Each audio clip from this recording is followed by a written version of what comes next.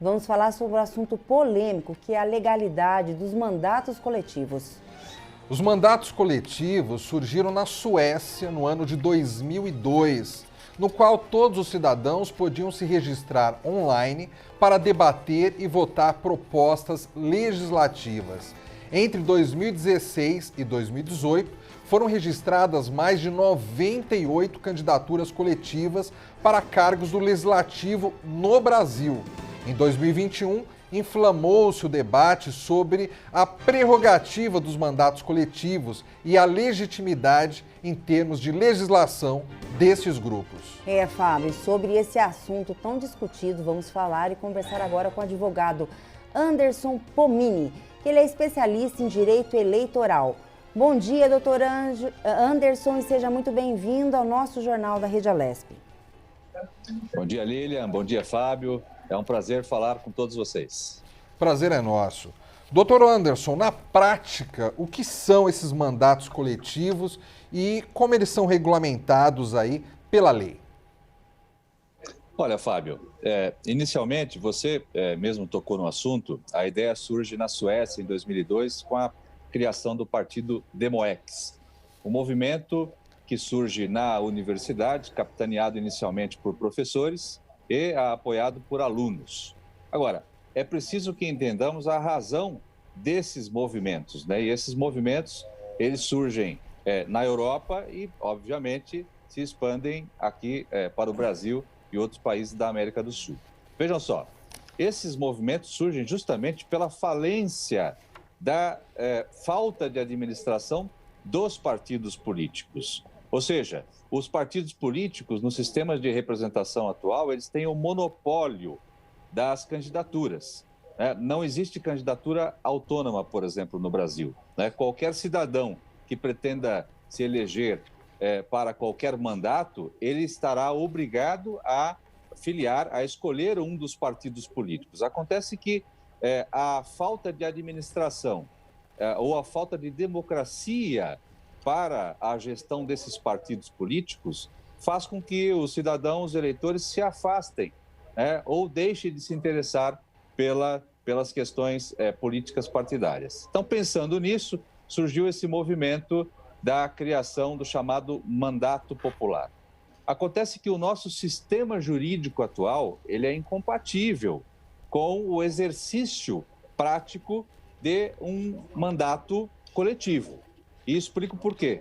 Nós adotamos, o nosso sistema jurídico adota a responsabilidade objetiva, ou seja, elege-se um representante que se destacou como líder e este representante passa a ostentar direitos e deveres. É ele quem vota, é ele quem decide, obviamente ele poderá consultar as suas bases, mas será ele também o responsável, por exemplo, por quebra de decoro parlamentar, ou até mesmo por condenações por improbidade administrativa, caso venha a praticar atos de improbidade. Então, a responsabilidade é objetiva. Então, é preciso que haja uma mudança no sistema jurídico atual para contemplar o exercício efetivo deste chamado mandato coletivo. E hoje o nosso sistema é incompatível. Doutor, quem fala é Lilian, mais uma vez a gente agradece a participação aqui no Jornal da Rede Alesp. E dando uma olhadinha aqui na pauta, a gente sabe que aqui no Brasil hoje nós temos mandatos coletivos, né? Vamos se dizer como se não existe legalmente, no estado de Pernambuco e aqui no estado de São Paulo. Na sua visão, o senhor acha que isso funciona ou é totalmente inviável? Olha, a ideia é boa, Lilian. Toda a ideia de participação popular que fomente a iniciativa e a participação do eleitor é bem-vinda, é da própria essência da democracia. Agora, ao mesmo tempo, a própria democracia, o nosso sistema, ele se amoldou a um anseio social. A sociedade, a grande maioria dos eleitores, elas não se interessam pela coisa pública. Elas preferem, melhor dizendo, escolher um representante para que defenda os seus interesses junto ao parlamento. E este representante é conhecido como um líder, né? Então, a ideia do mandato popular é a aglomeração de um grupo de pessoas, tá certo? Com os mesmos ideais que se reúnem com o fim de obter o poder pelas vias legítimas. Agora, até aí é legítimo. Agora, o exercício efetivo desse mandato, deste poder que foi outorgado nas urnas, né, o nosso sistema atual, o sistema jurídico atual, não contempla. Então, é assim, nós tivemos nas últimas eleições, claro que a gente tem que levar em consideração a pandemia, mas perto de 50% de abstenção de pessoas que não foram votar. Nas eleições anteriores, sem pandemia, perto de 30% a 35% de abstenção em um país que o voto é obrigatório. Então, vejam só, né? Então, o índice de desinteresse da sociedade pela coisa pública é muito grande. Eu penso que o problema, o que afastou efetivamente o eleitor das coisas públicas, dos interesses legislativos em geral, não está na criação de um mandato, ou no exercício de um mandato coletivo, mas sim na origem. Nós temos uma questão cultural que precisa ser enfrentada, né? Talvez muitos até brincam, né, com um retorno do ensino da atividade política nas escolas, né? Os mais antigos, como eu, né, eu tive aula de educação, por exemplo, política, né? Que era a antiga USPB. Hoje não se fala mais em política nas escolas. Então, eu penso que efetivamente é inviável. Primeiro que ele enfrenta justamente essa dificuldade de se amoldar ao sistema jurídico atual, né, em todas as casas legislativas. E segundo, nós temos um caso na própria Assembleia Legislativa, em que este grupo que se reuniu para obtenção do poder e se elegeram, eles dividiram, eles racharam, né, como é da política, né? Obviamente não concordaram sobre algum tema e hoje estão separados. A pergunta é, quem efetivamente recebeu este mandato? Aquele que teve o registro na urna e que recebeu efetivamente os votos, ou esta outra representante, liderança, que é assessora, né? Neste caso, esses assessores poderão ser exonerados por aquele que efetivamente recebeu o voto? Claro que sim, né? Porque ele é o responsável. A lei assegurou e atribuiu competência e poderes a apenas um representante. Ainda que este representante pretenda, quando tomar as suas decisões legislativas, consultar todas as suas bases, né? Seja através do chamado mandato popular coletivo ou consultando na internet, por exemplo, né? Qual é a opinião dos seus eleitores sobre um determinado tema. Então, agora, doutor, até diante de tudo isso que o senhor está detalhando aí para a gente, quais são os riscos que a representação política, que a não regulamentação, né, dessa coisa das candidaturas coletivas pode ocasionar daqui para frente? Porque, num primeiro momento, o que a gente vê parece até uma tendência que surja novos mandatos coletivos. O que isso pode trazer de problema daqui para frente no Brasil? Olha, na prática, do ponto de vista jurídico, a responsabilidade é daquele que foi eleito, é daquele que recebeu a outorga, a competência nas urnas para que representasse os interesses daquele grupo. Ou seja, não há de se falar em responsabilidade coletiva, né? O mundo jurídico, as normas eleitorais, elas desconhecem esse chamado mandato coletivo. E não só as normas eleitorais, mas os regimentos internos também das casas legislativas, das assembleias e das câmaras municipais, elas, na prática, elas desconhecem. Claro, nós sabemos que o presidente da Assembleia, né, a Assembleia, ao enfrentar essas demandas, não há nenhuma restrição jurídica para que, por exemplo, identifique como mandato popular e faça constar a fotografia de 5, 6, 10 pessoas como se fossem representantes daquele mandato. Não há nenhuma ilegalidade. Agora, do ponto de vista jurídico, o responsável é aquele que foi efetivamente eleito. Assim, da mesma forma, aquele que detém o poder político para decidir e efetivamente votar é aquele que foi eleito. Então, não há risco, exceto, obviamente, para aquele que foi eleito, que deverá observar os seus deveres, né, e as suas obrigações. Doutor, então, deixa eu ver se eu entendi, porque o que o senhor falou aí me parece muito interessante. por mais que exista o mandato coletivo, por mais que possa aparecer até uma tendência dentro da política brasileira, a legislação, do ponto de vista jurídico, quem tem direitos e deveres é aquela pessoa que foi votada lá na urna, que foi eleita. Então, se tiver qualquer problema ali com aquele mandato, é ela que responde.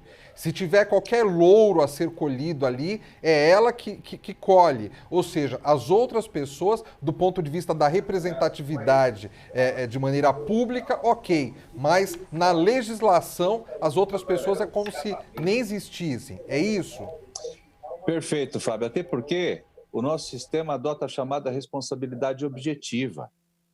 O judiciário não poderá, os órgãos de controle, eles não poderão, por exemplo, avançar sobre a coletividade ou mesmo sobre esse grupo que se denomina representante deste mandato, mas apenas e tão somente, em caso, obviamente, de desvio de condutas, sobre aquele parlamentar que foi eleito, que recebeu a vontade popular na urna.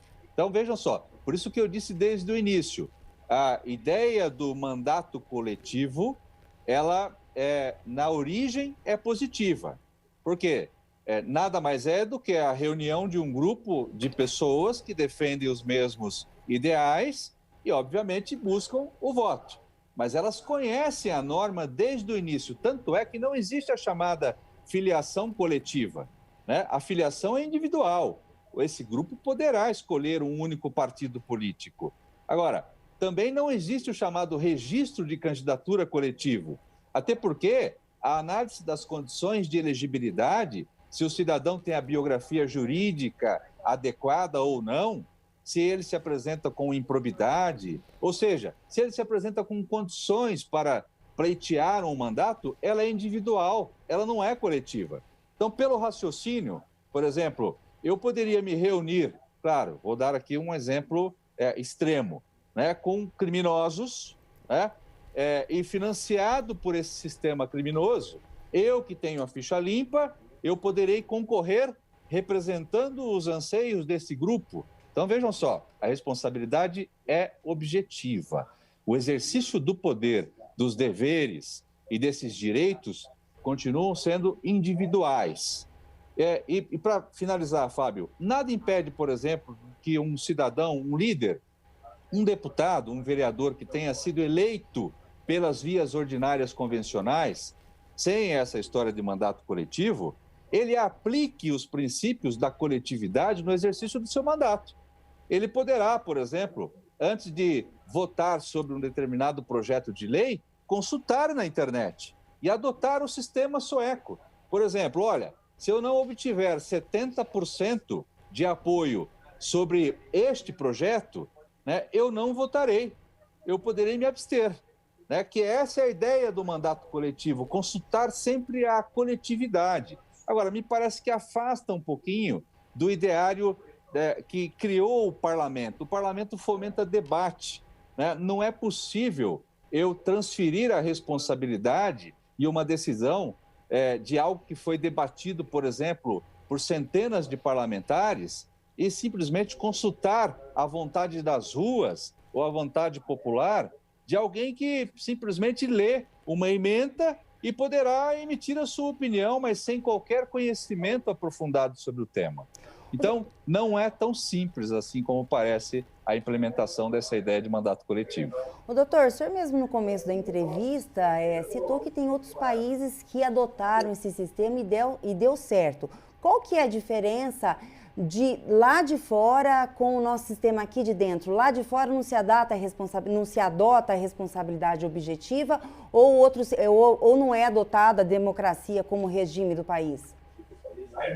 Então, Lília, na verdade não é que deu certo. É assim, aqui também existe essa onda crescente de reunião de grupos formatando esse mandato coletivo e esses grupos vêm obtendo sucesso no processo eleitoral pela obtenção do poder. É claro que se eu me reunir com 10 outras pessoas que aparentemente seriam candidatas, eu estarei multiplicando por 10 vezes as minhas chances de resultado de eleição. Então, para a obtenção, para o acesso ao poder, isso tem dado certo. Agora, para o exercício efetivo do mandato, tanto nos países da Europa quanto aqui no Brasil, né, ainda não existe uma formatação jurídica adequada. Isso porque é algo muito novo. Então, tanto lá quanto cá, qual será o responsável, por exemplo, por uma conduta ilícita ou por um abuso do poder político, né? O parlamentar que desviar recursos do seu gabinete. Então, quem será responsabilizado por isso? A coletividade ou aquele que efetivamente recebeu os votos? Essa é a grande questão que se coloca. Por isso que há uma incompatibilidade entre o exercício do mandato coletivo e a apuração das responsabilidades, né? E esse é um problema, obviamente, mundial, independentemente do sistema jurídico que é adotado em outros países. Doutor Anderson, no começo da entrevista, o senhor ressaltou o número de pessoas que, mesmo o Brasil sendo obrigatório votar, deixaram de votar nas últimas eleições.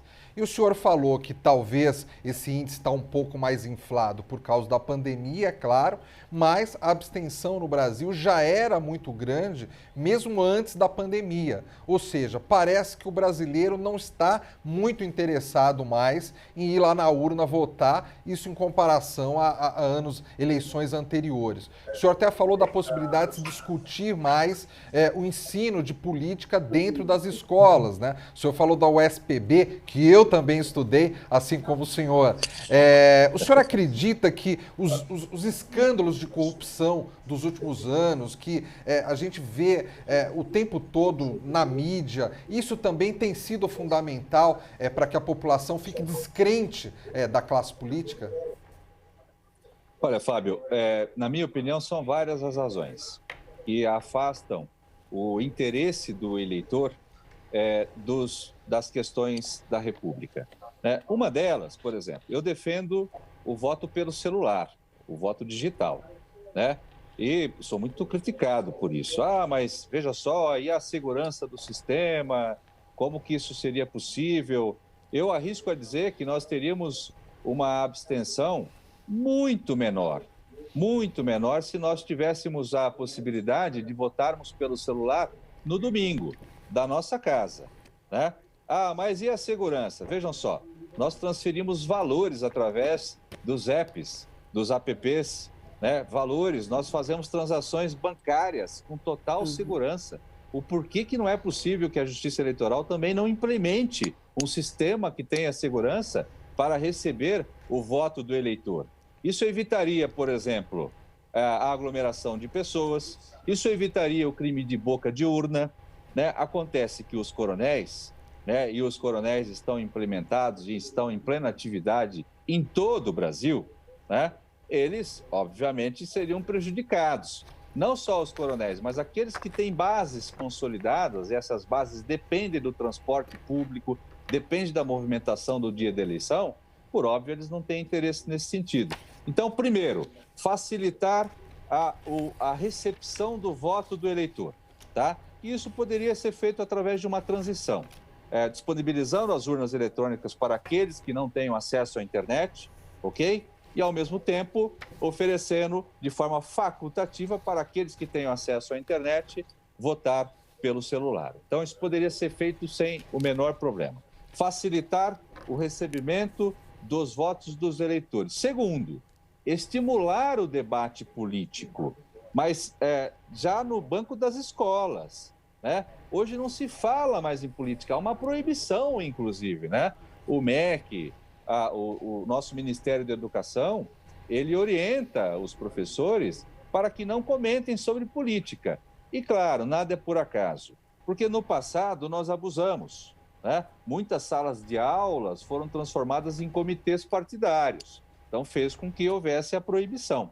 Assim como esse movimento do mandato coletivo, ele surge pela falência dos partidos políticos, né, que não adotam um modelo democrático para suas decisões. O partido político, ele age de acordo com a lei. Por exemplo, olha, precisa contemplar as mulheres, precisa ter uma lei para isso.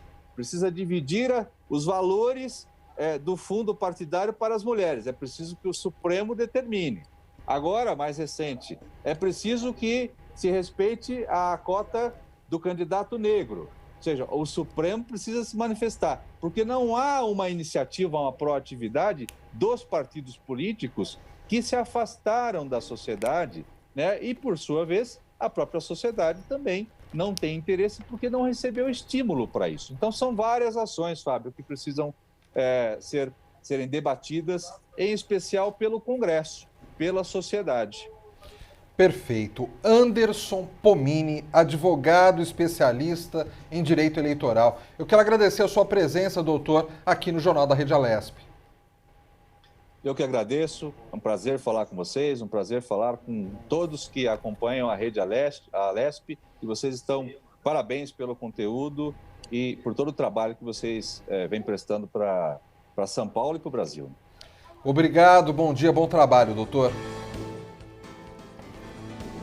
Muita discussão ainda, muito caminho, muita coisa. É uma coisa nova, né, muito Lília? nova. Então, acho que realmente... E vale a pena discutir. Eu acho que deve se discutir, deve se escutar profissionais aí da área do direito eleitoral, como o doutor Pomini. A gente deve realmente levar esse tema para discussão, para amadurecer, para que seja bom para todo mundo.